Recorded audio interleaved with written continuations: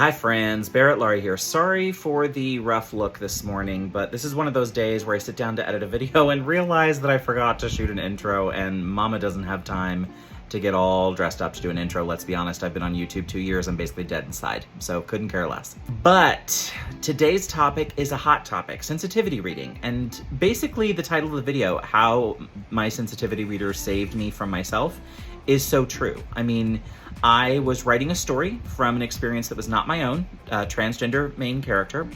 And if not for my sensitivity reader, I absolutely would have stepped in it and could have caused some real harm. So stay tuned to the end of this vlog to catch my interview with my sensitivity reader, where we break down for you what happened and how we fixed it. And also at the end of this video, I will list a link to the story in case you didn't get a chance to catch the Pride and Prejudice Anthology and my contribution to that anthology. I will link it at the end. So enjoy the video. Do you think you're sitting too close? No? It feels close. Okay. But not for you, huh? Okay. Personal space, what's that?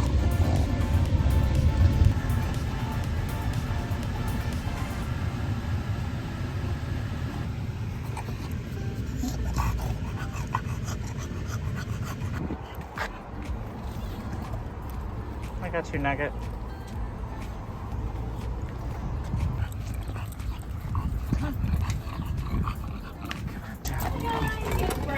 Yep. Yeah. Get your stitches out. Oh, that she's literally hiding behind you.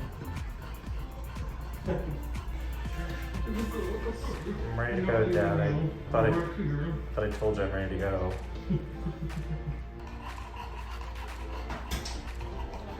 Let's get out of here. Please, ride. Ready to go. Ready, Nug? We're going. So about personal space.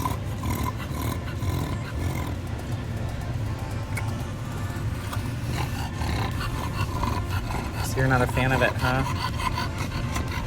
Think you should sit down for safety? What? You guys didn't leave me. Of course we didn't leave you. I'm never gonna leave you, chicken nugget. Whoa, whoa, whoa.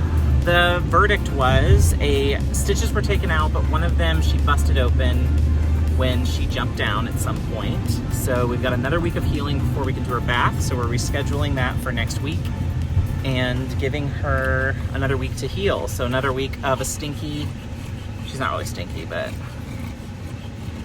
you know I like to give her baths.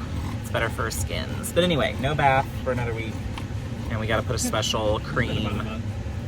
Put a special cream on her magic toe. But you can see it hasn't dampened her spirit.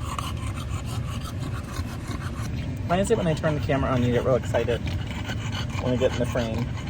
I think it's very obscene that she's so narcissistic and loves seeing herself on camera. I can't relate to that at all. I can't. No, I know you can. I know you can. But I can't either. You know, I don't like to be on the camera. Flustered on the camera. I'm like, what do I say? It's true. Not my normal self. What do you see, chicken? Nothing. No one's behind us. So who are you looking at? Just look out any window. Just check on things. Hello, everybody, and it is so early in the morning. It is about 4:40 a.m. on June 19th, 2022, Juneteenth. And that means it's almost time for our stream for Worldwide Write-a-thon, dubba. So social sprint number 8. I am so excited. I have a bunch of first-timers for dubba. I think NUL is my only guest who has been a host on dubba before. So I'm excited to have Colin Clark, NUL Caraballo, Gwenna the Winna, Desiree of The Coffee Life or Coffee Reading Writing, and Nick Keaton of Nick Keaton Writes. So I've got a really great group of people, and I'm really excited to kind of see everybody come together. Crack of a sparrow's fart. I'm just...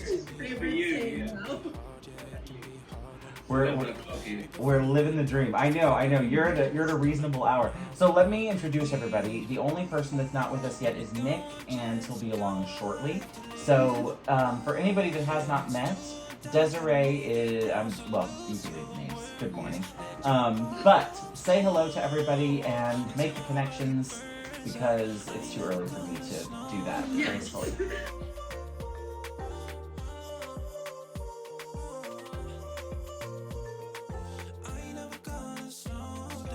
I just finished my stream for Worldwide Write-a-thon. I am currently watching Morgan Lee's stream, which was overlapping with mine a little bit, supporting my peeps. And then I'm gonna need to lay down and take a nap, because 4:30 came too early this morning, and I'm on Nia the Vixen of Fiction stream later today, and also the closing ceremony, so can't wait for it. This was such a great month for events. I loved being a part of Michael C.B. Chen's Write-a-thon. They are always a ton of fun. I love working with Michael and everyone that he works with. It's always so much fun. It's a supportive group. It's great. Also, I had a great time with Dubba Dubba Dubba. I hosted my own stream at the crack of dawn, but it was tons of fun. Got to be a part of Nia the Vixen of Fiction streams, which has kind of become tradition at this point. She's the one who brought me into Dubba Dubba Dubba, so now we try to like loop each other into each other's streams no matter what. And I got to be a part of the closing ceremony, even though I didn't get much time with my superhero slash twin, Jess Williamson. So next time, Jess, next time. But I hope everyone out there is ready for a hot topic discussion on sensitivity reading, so hang out with Nick and I as we take apart this topic. Do you want to intro yourself? Yeah, sure. I am Nick Keaton. I am a 29-year-old, hope to be published. I guess well, traditionally published is kind of the route I want to go. For potentially adult fantasy, maybe YA. I am a full-time graduate student. I am doing counseling. I'm still a fanfic writer. And that's kind of where I got my start, was Digimon fanfiction when I was 8. I love it. Okay, I didn't know that. Yeah, I for some reason as a kid, one day I was like, I want to write about Digimon, and then it just kind of kept going. The reason for this collab is a talk about sensitivity reading. And I managed to step in a big old pile of doo-doo, or almost did, and Nick saved me. For me, I was working on a project for the anthology put on by Jace Maxwell and Charlie Dorset every year around Pride. The only thing about the story is they wanted to have something to do, usually with acceptance, you know, LGBT acceptance, but you're kind of free to write whatever. I had some inspiration based on a personal conversation with a friend that related to the way trans people are treated badly by dead naming. For me, and this might not be the same for every single trans person, because all of us have our own different. Right. We're not a monolith. Yeah. Yeah.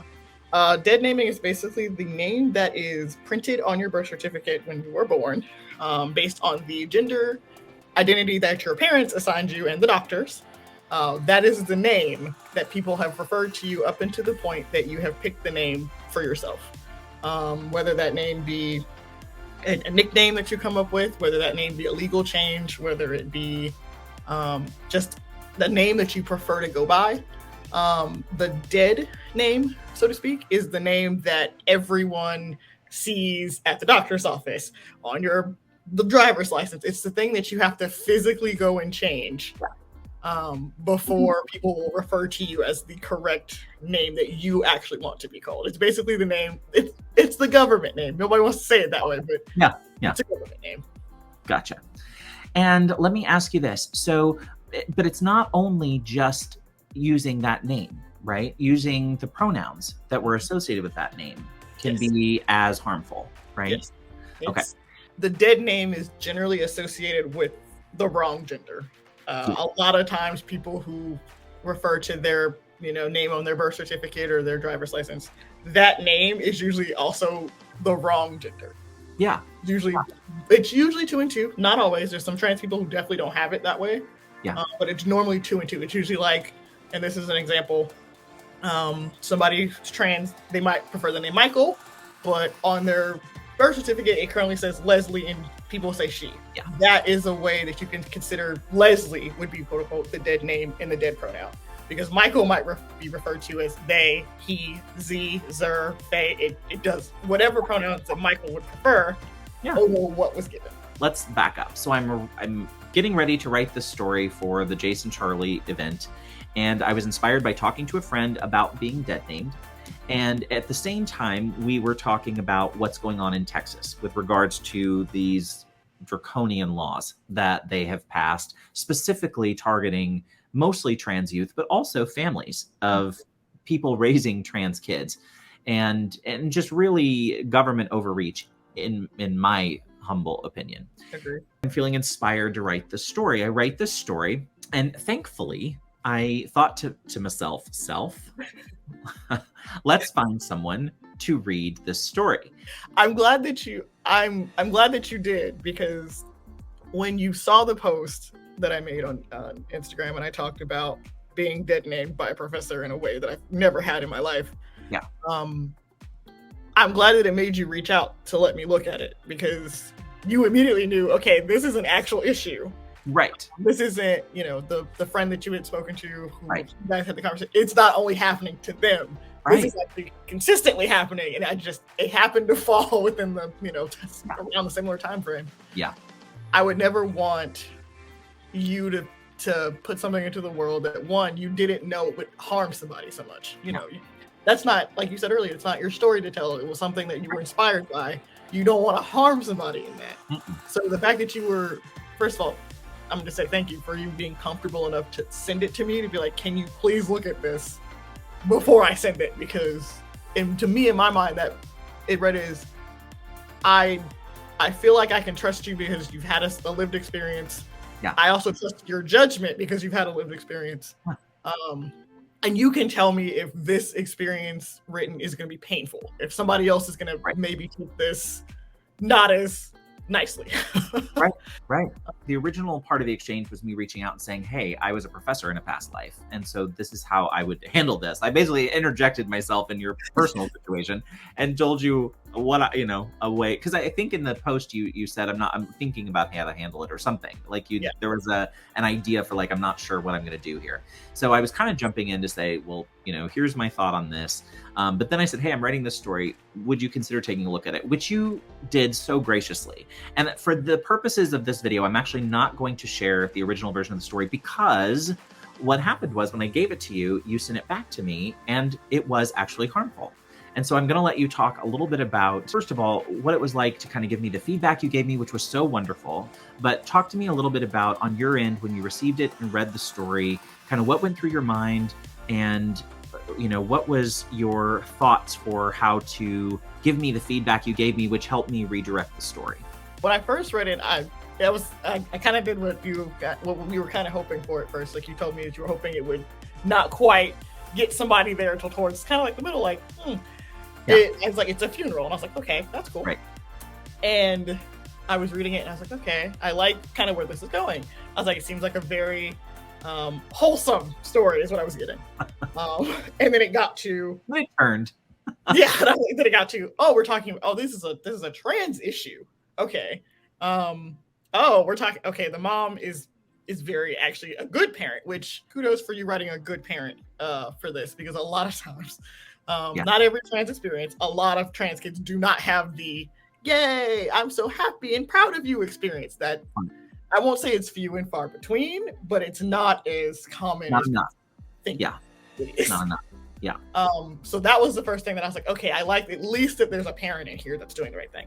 When I saw that it was reading like ending a dead name's life or having a dead name be put to rest, I knew immediately like what you were trying to say, because again, we've talked. Yeah. And I know where your heart is. I know where your place is. I knew you weren't trying to be like, let me just be an asshole. Let me just. Right. But having it in a way that was could be read as very like, oh, okay, well, I don't get to be me unless the name is gone.